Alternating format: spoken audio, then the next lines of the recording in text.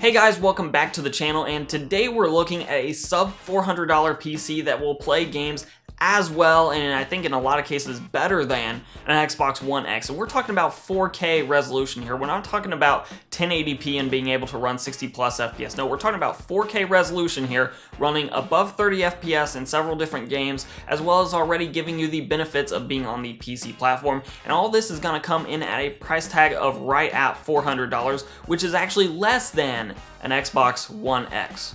So that's pretty cool, right? So this build actually wouldn't have been possible without the recent dip in graphics card prices, specifically the mid-range cards, and today we're going to be utilizing a GTX 1060 6GB variant. Now you can find 6GB GTX 1060s right now on Amazon for about $290. So that's actually obviously the biggest part of our price is going to be the $290 graphics card, although the specific variant that's in this PC is an Asus one, which is slightly more expensive.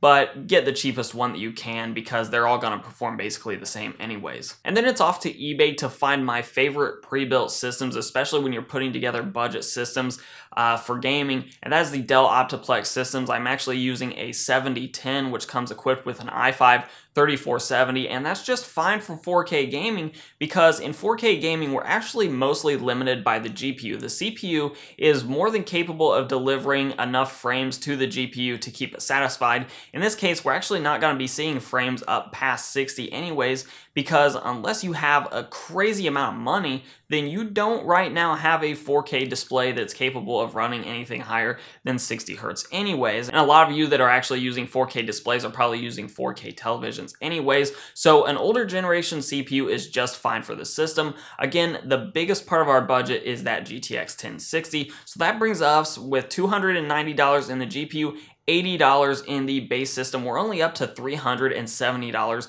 but there is one thing that you still have to replace in this system. And that one component that does need replaced is the power supply. Now with a 1060 and definitely with a 1050 Ti, you can actually probably get away with leaving the power supply in there, though regardless you would need an adapter to adapt something like a SATA plug to a 6-pin PCIe plug. And for me personally, I would just feel a lot safer with the system, not having to worry about it melting down, catching fire, whatever, with just getting a power supply that already has those dedicated plugs and has a little bit of wattage headroom, so that when you want to upgrade down the road, you have that capability already built in. You're not already pushing up against the wattage threshold. Now, the games that I put up against this system are not the most intense games out there. We're just looking at things like Grand Theft Auto 5, we're looking at Fallout 4, and then of course we're going to look at The Witcher 3. And what's remarkable here is at 4K resolution, all these games stood up just fine with this particular system, and all three of them were not just playable but smooth and quite enjoyable.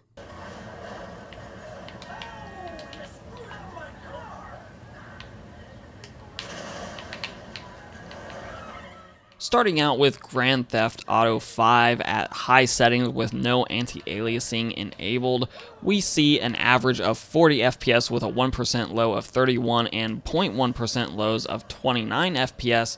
And the thing of note here is that there was really only one hard stutter, and that was towards the start of this benchmarking run. So the rest of the time it was completely smooth, including the car chase, explosions behind and around the car that I was driving. Everything seemed very smooth. So this is a smooth 40 FPS, and I think we see that reflected in the 1% and 0.1% lows.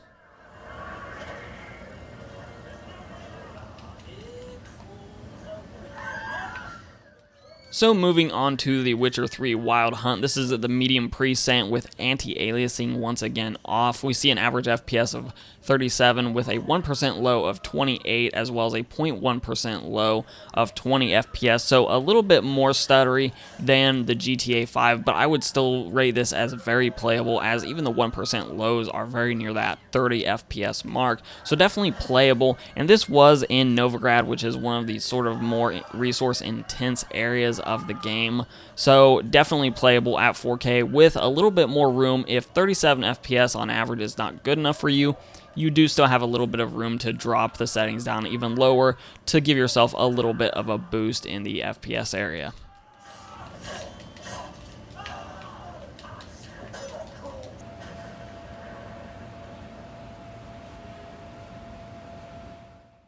And finally, we come to Fallout 4, no anti-aliasing once again on the medium preset, just like The Witcher 3, and we see an average FPS of 52, followed by 1% lows of 28, and 0.1% lows of 24. Again, very smooth, very playable, especially if you're coming over from consoles. You're already used to seeing that sort of 30 FPS number, and once again, just like The Witcher 3 and Grand Theft Auto 5, you do still have a little bit of room to drop down settings even further if you really want to get closer to that 60 FPS mark here.